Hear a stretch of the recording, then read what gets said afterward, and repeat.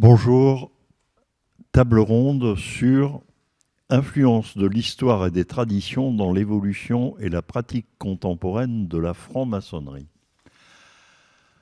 Bon, la franc-maçonnerie, on vient d'entendre une conférence de Roger Daché sur les débuts de la franc-maçonnerie en 1717. On est quelques siècles après. Qu'est-ce qui reste des premières loges anglaises dans la franc-maçonnerie contemporaine? Gérard. Bonjour. Pour moi, les choses sont simples aujourd'hui.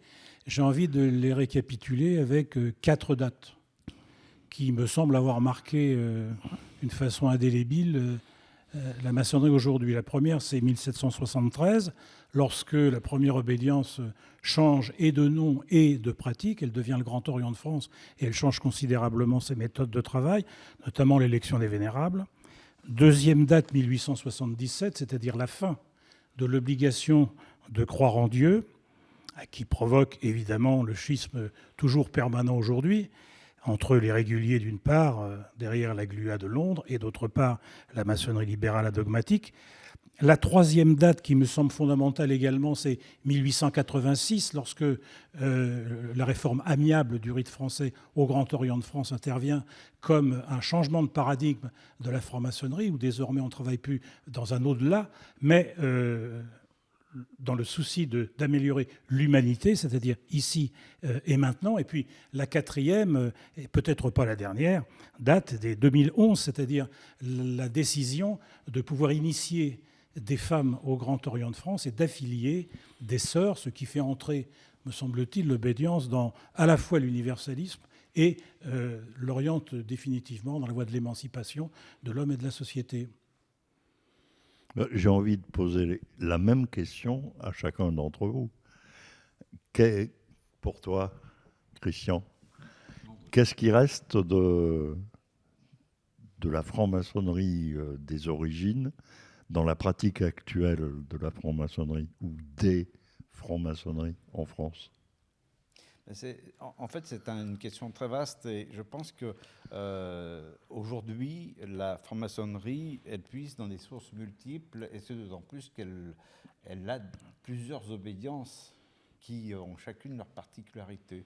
Alors, c'est vrai que nous sommes tous les deux du Grand Orient, on peut voir la franc-maçonnerie par le prisme du Grand Orient de France, alors qu'il y a d'autres obédiences avec d'autres traditions, étant précisé que pour moi, la tradition initiale, c'est d'abord la franc-maçonnerie opérative, qui est devenue ensuite la franc-maçonnerie spéculative, et où il y a encore des traditions dans notre rituel qui puisent justement dans ces origines-là.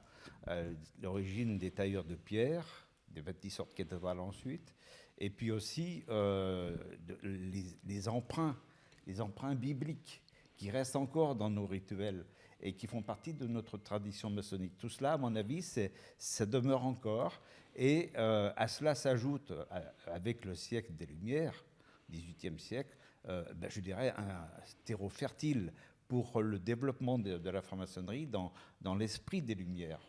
Et je rejoins mon frère qui tout à l'heure disait qu'effectivement, nous allons vers l'universalisme, nous sommes dans cet esprit-là.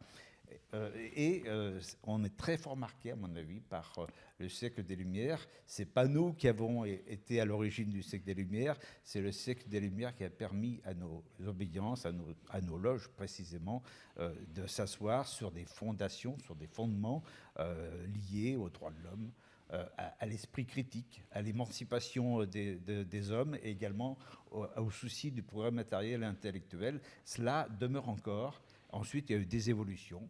Et ces évolutions, on les a connues principalement d'ailleurs en France, grâce aux révolutions, et puis aussi même en Europe, révolutions qui se sont produites dans le milieu du XIXe siècle, qui ont amené à l'érection de constitutions dans plusieurs pays. Donc, prenant le fil des constitutions des États-Unis, par exemple, où il y a des frères qui ont fort bien œuvré, Benjamin Franklin, également Washington et d'autres.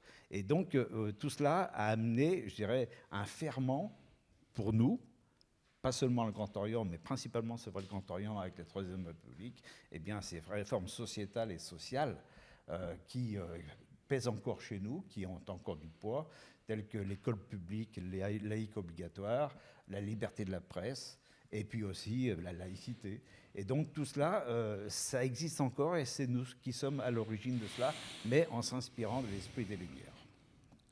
Et pour toi, la même question.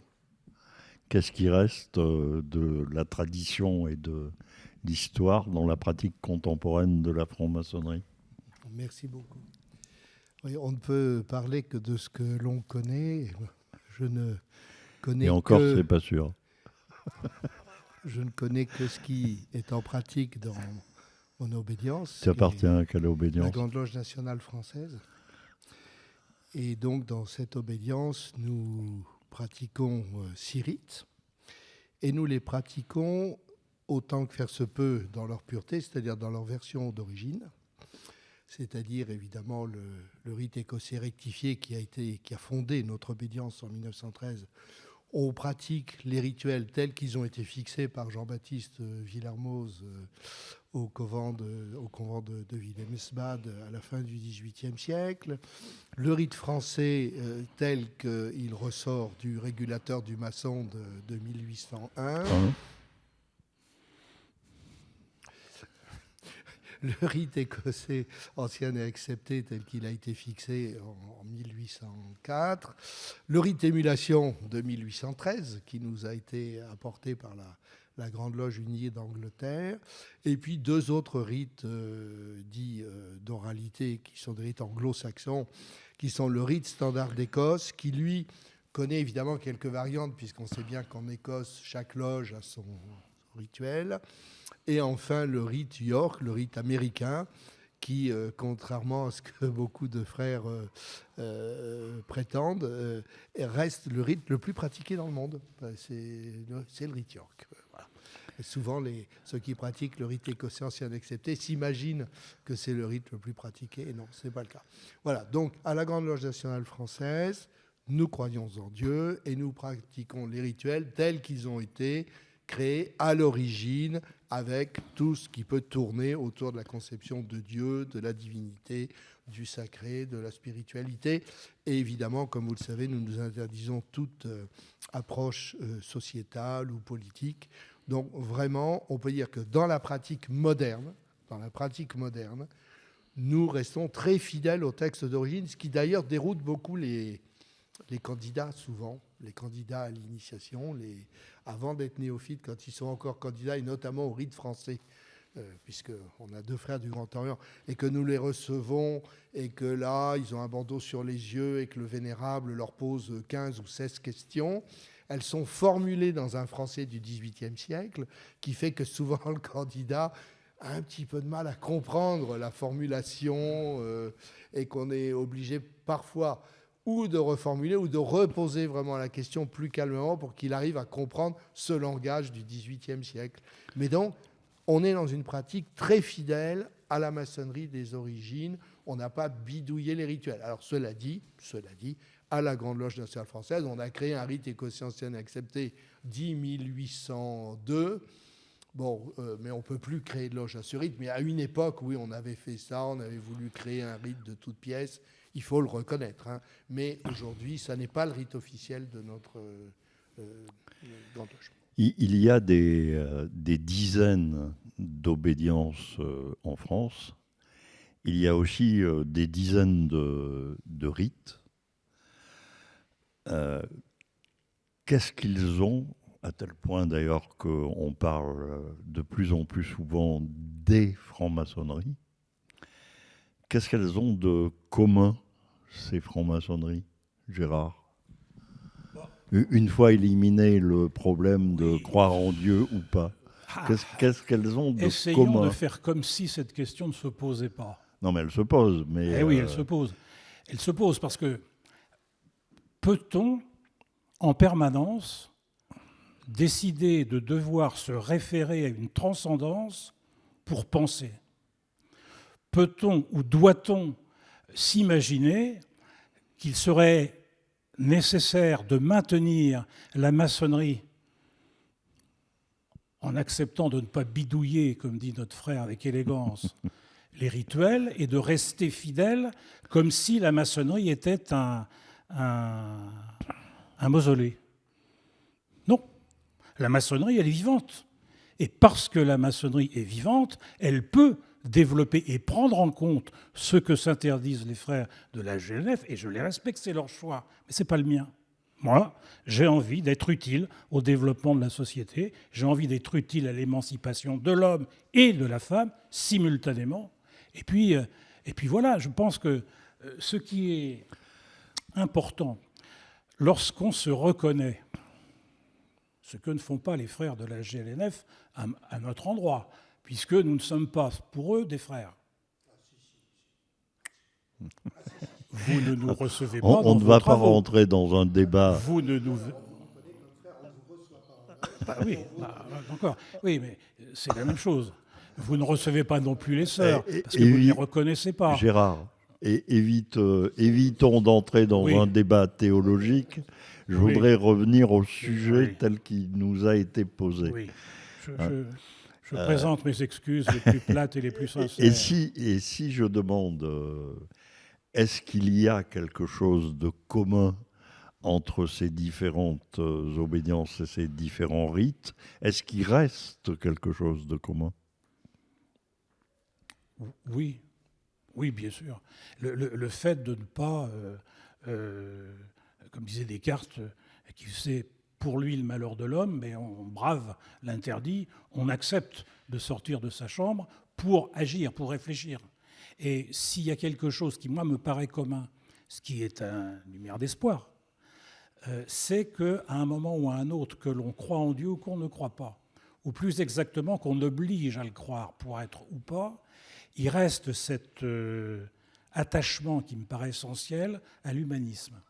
C'est-à-dire au fait qu'un homme, une femme, sont avant tout des êtres susceptibles de penser, donc de réfléchir, et donc d'élaborer des règles de vie.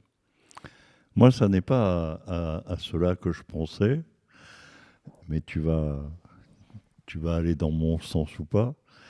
Moi, il me semble qu'au-delà de toutes les différences, il y a une symbolique et une rituélie qui est à peu près commune et qui est à peu près celle des origines.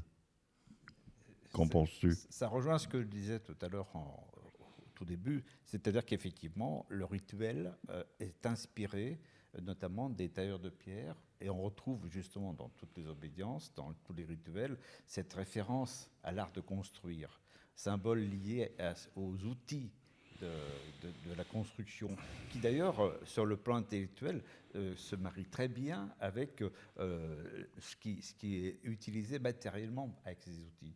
C'est-à-dire créer des fondations.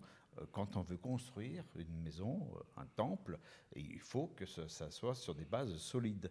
Et les outils utilisés, le compas, l'équerre, le ciseau, etc., le fil à plomb, ça rejoint précisément cette rigueur de réflexion intellectuelle.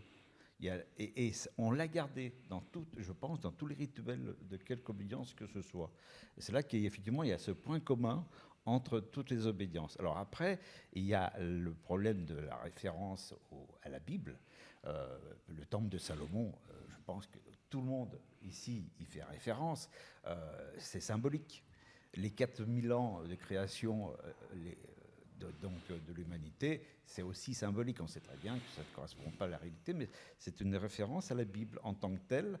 Et je pense que dans certaines obédiences, dont le Grand Orient, on a quelque peu pris des distances par rapport à ces références bibliques. On en fait encore référence, mais pas avec une telle ampleur qu'on le faisait auparavant, contrairement à d'autres obédiences. Mais il y a toujours ces références bibliques qui existent. Et je pense que le problème de savoir si on croit ou pas en Dieu chez certains francs-maçons, je crois que le problème est dépassé, parce que la question, c'est de savoir si, en définitive, en dehors d'une référence à une religion, est-ce qu'il existe une spiritualité sans religion? Et est-ce que la maçonnerie a une spiritualité qui lui est propre? Est-ce que tu ne penses pas, Jacques, au-delà de ce que vient de dire notre frère, que le vrai point commun entre toutes les obédiences et tous les rites, et qui date pratiquement de l'origine de la franc-maçonnerie, c'est le fait que ce sont toutes des sociétés initiatiques. C'est-à-dire des sociétés où la progression se fait par grade et par degré. Voilà, c'est tout à fait ça. Nos frères, nos sœurs de toutes les obédiences ont en commun une volonté de se perfectionner, une volonté de s'élever. Bien sûr, il existe une spiritualité laïque, bien sûr, il existe une spiritualité en dehors des religions. Nous avons en commun l'étude du symbolisme, l'ésotérisme, qui se manifeste de manière différente, mais le socle commun depuis l'origine jusqu'à nos jours, c'est cette progression scalaire qui s'appuie sur des rituels pluriséculaires, des rituels immémoriaux, que chacun interprète comme il veut, mais le symbolisme est toujours le même.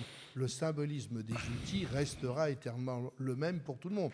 Après, on peut l'interpréter à l'aune d'une spiritualité religieuse ou pas, peu importe, ça c'est l'affaire de chacun. Mais nous avons tous cette volonté commune de progresser et de nous élever. De nous élever vers quoi? Il appartient à chacun de répondre. Il n'y a aucun dogme à ce propos. Eh bien, merci de cet éclairage rapide, mais néanmoins enrichissant. C'est bon ?